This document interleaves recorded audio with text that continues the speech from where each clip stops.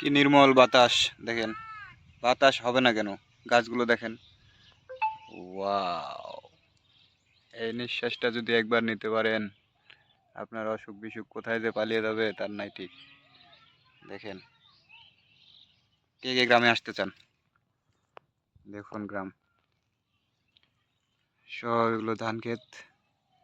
ধান কেটে ফেলা হয়েছে, আর ধান ক্ষেতের মাঝখানে দেখেন পুকুর। এই যে কলার গাছগুলো দেখতে পাচ্ছেন, এখানে কিন্তু একটা পুকুর।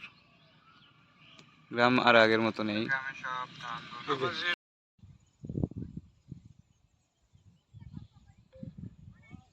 গ্রামে সব ধান ধুন কেটে সব একেবারে চাকা নাকা করা হয়ে গেছে। দেখেন সব ফাঁকা। এখানে আপনারা চাইলে ক্রিকেট খেলতে পারবেন, ফুটবল খেলতে পারবেন, ভলি খেলতে পারবেন, সব ঠিক আছে।